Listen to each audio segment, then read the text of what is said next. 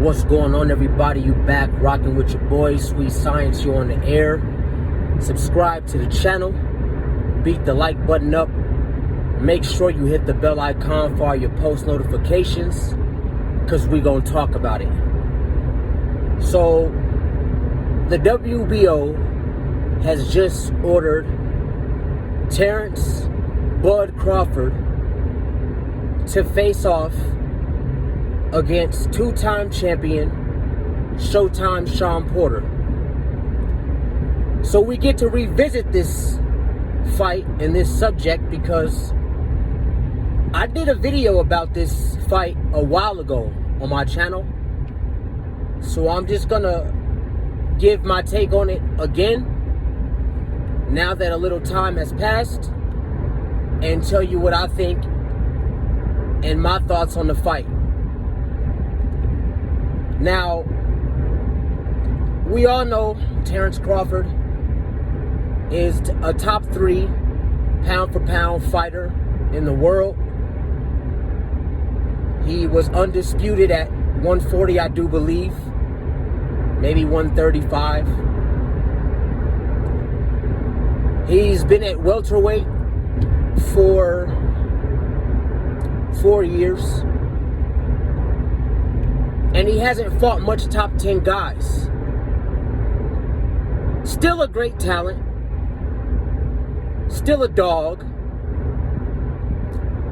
But if, like they say, different sides of the street, there's nobody for you to fight on your side of the street, then it's time for you to cross the street. And I think that this could be the segue into Terrance Crawford crossing the street. That being Showtime Shawn Porter being a PBC fighter. That's just in time for when Errol and Pacquiao finish their dance. That if Terrance Crawford or Shawn Porter, either one of them is going to have that belt and Errol is going to want it.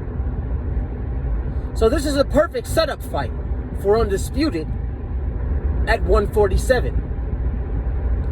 Now, Showtime Shawn Porter, a dog, some say a gatekeeper. I think he's a little better than a gatekeeper, just a tad. I wouldn't necessarily call Shawn Porter no gatekeeper.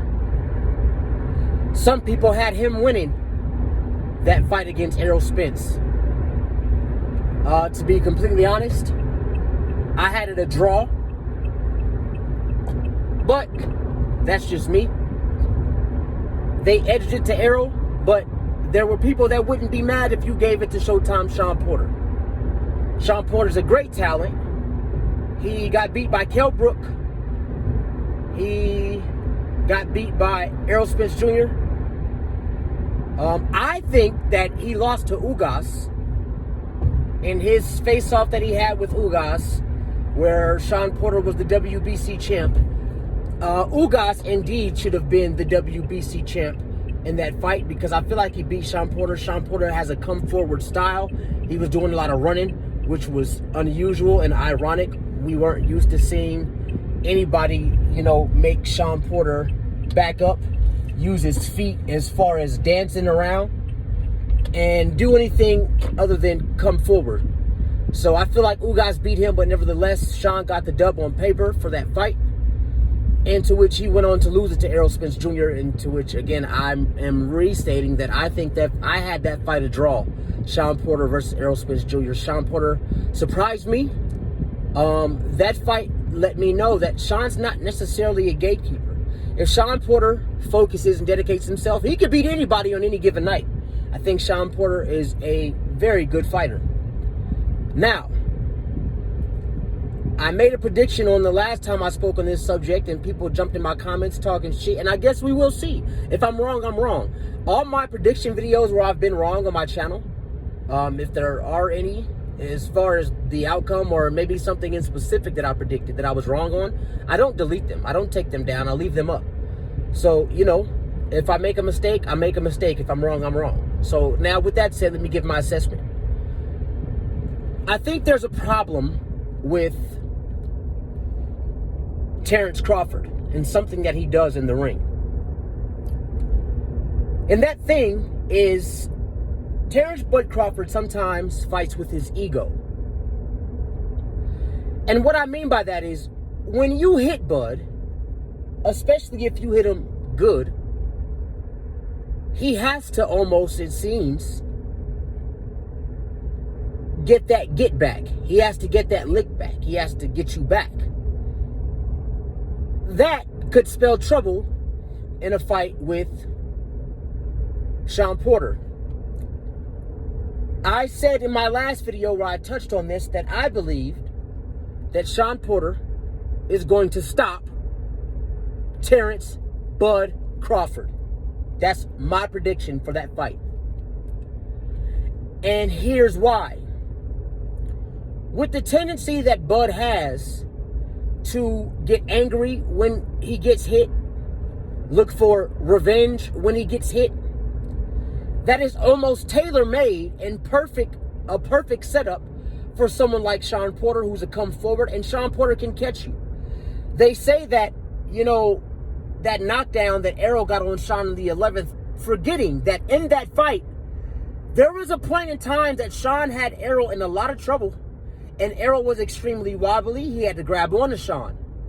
So if Shawn can do that to Errol Spence, why can't he do that to Terrance Bud Crawford?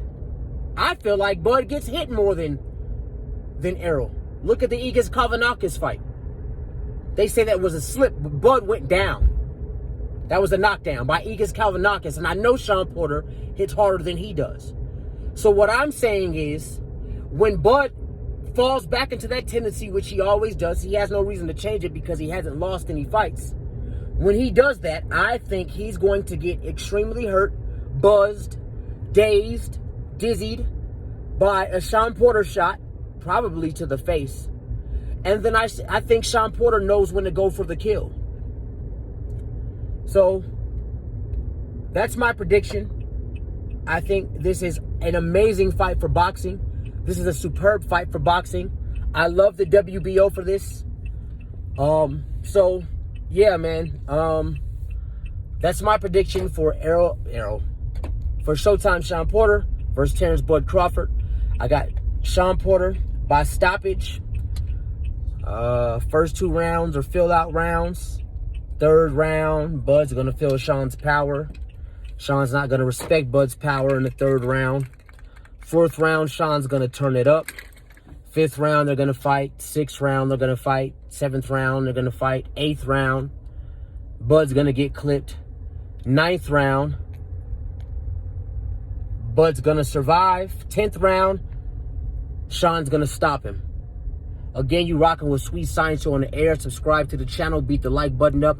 Make sure you hit the bell icon for all your post notifications, and I'm gone.